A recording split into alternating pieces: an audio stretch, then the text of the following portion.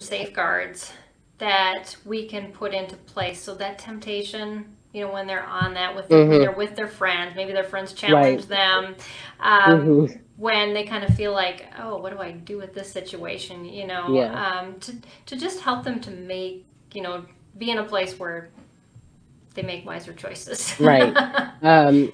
So I know for us, we use, and I'm referencing things that they will be able to see in the resource list.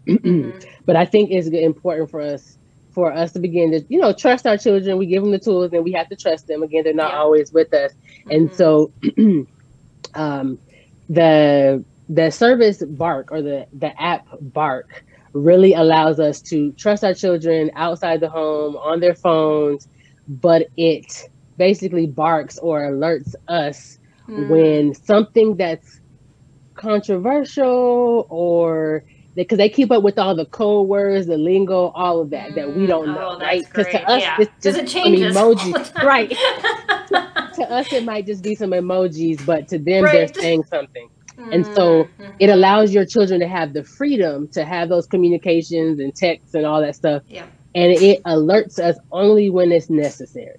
It's like, hey, and that app has been able to help parents kids that were gonna, even commit suicide. Like, it's been able to alert some parents on really serious topics. So this isn't, again, just about pornography or anything like that. It's just really about protecting our kids with these devices that now is their mainstream of communication with their friends, especially, because we want them to stay connected. So again, Bark is really well, and we don't use it in our home just yet. My oldest is 12. He doesn't even, he has a flip phone that I bought them only when it's like he's at rehearsals or wherever, and they're like, I had to teach him how to use it. That's a great option. My husband's looking forward to that when he retires. Because he does IT. He goes, I'm going back to those phones. But they have tablets and iPads and stuff that they use all the time. So we use another thing called Circle.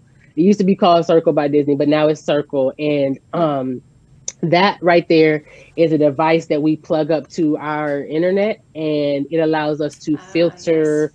It can filter through, and it's just on my phone. So it's a device plugged up, but it's also an app on my phone. So I can go in and see all the devices connected to which child.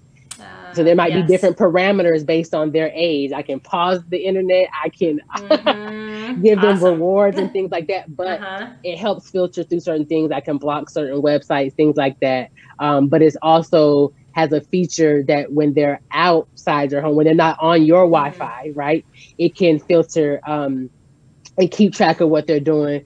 But then also when anybody comes into your home and they log on to your Wi-Fi, you can have certain parameters for guests. Right now we don't have any guests, right?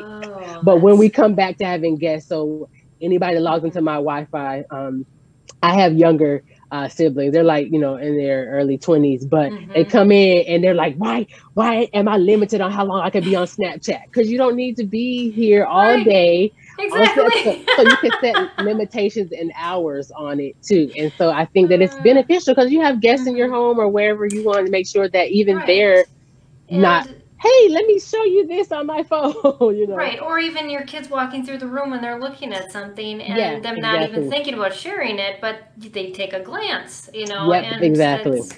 It's so those are two that I highly recommend. There's more on the list, but those are two that I think, especially the Bark, when you have kids that have phones and devices, and you want to build trust with them, because a lot of times, we don't always have time to always be checking their phones, every app, every communication, right? It might be a couple weeks before we think through that. And so Bark really helps ease your mind as a parent to say, hey, I'm going to be alerted if it's something, and not just in terms of pornographic material, but it could be any kind of conversation and they're always constantly updating their site, updating their software so that it stays up to date with the things that we have no way of keeping up to date with as a parent. Things change daily, so yes, thank goodness there are companies like that are they're doing that, and then letting our kids know, that we're doing these things again, having these filters, and why we do it. I think having a why behind it. If you don't know why you're doing it, really, I mean, exactly, it's hard to kind of communicate it to your kids, especially if you're you haven't had any boundaries, and then you're going to come in and say, I just heard this. Yes, that's a very good point, is that, we all need